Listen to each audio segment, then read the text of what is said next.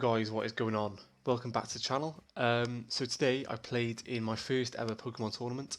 I played in the Team Challenge Qualifier under Firestorm Games in Cardiff, and I come first, surprisingly. First ever Pokemon tournament. I've been playing properly for like 2 weeks now, and this past week I've been playing loads online, doing loads of research, and I played the deck that I had all together. I was going to play Zacian, the Luke Metal version, but I didn't have the cards online, so I thought I'd play with something I had and I was comfortable with, and it worked out really well. So I played 4 rounds of Swiss, and then I went to top 4, and then I played all my top 4 and I won. So yeah, finished first place, qualified for the team challenge. I'll be representing Cardiff Firestorm Games in the playoffs. So yeah, really excited, really chuffed, and this is the deck I played. So I thought anyone that's like looking to get into Pokemon, it's super easy to do right now.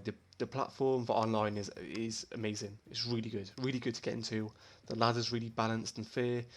The rotation format's quite good as well. So yeah, we'll get straight into it. If you guys are new, feel free to subscribe to my YouTube, follow me on Twitch. I'll leave a link to my socials as well in my YouTube description. So if you want to watch any videos, my socials will be in there. So feel free to check me out. Okay, so we get straight into the deck. So we start things off with the staple cards. So we play Crobat V and Dedenne. They're quite similar.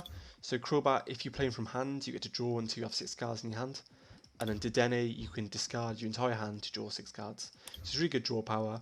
I also wanted to play the Eldegoss, so I played this because if I'd had access to a Boss's Orders or Hop, I can just keep recycling back my support card, and the good thing is you get to choose one in discard pile. So when you play it from your hand to your bench, you get to add any support that's in your discard pile and add it to your hand. So it's really good for like utilising Boss's Orders to try and get some good prize cards off like quite early, so really good card. And the other staple I played is Mew, because I wasn't too sure what I'd be playing against. I expected like quite a lot of Rogue, not too much meta. So I wanted coverage on the bench for protection, so I played Mew.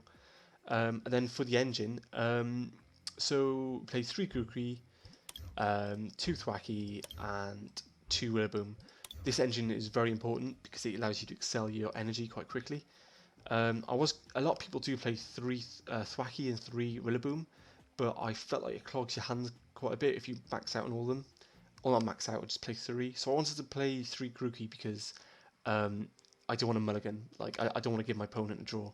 So if I play another basic, it lowers the chances of me mulliganing. And then we play the Rillaboom.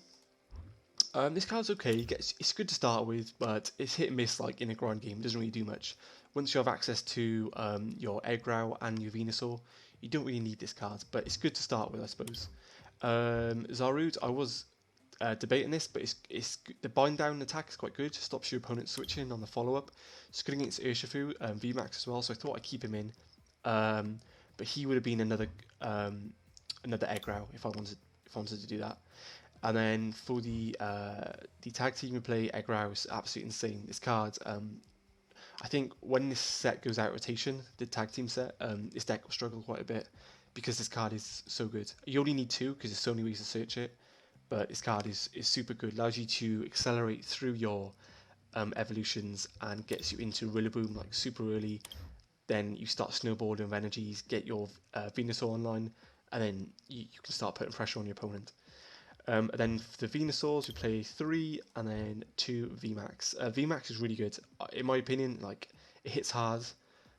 It does cost a lot of energy, so it's 4 energy, but with a Rillaboom that's nothing, I suppose. And it's got loads of HP. And yeah, the first attack is so underrated because if you have EggRow, the GX move is broken. It's like busted. You can just wipe all the energies your opponents have, even on their bench.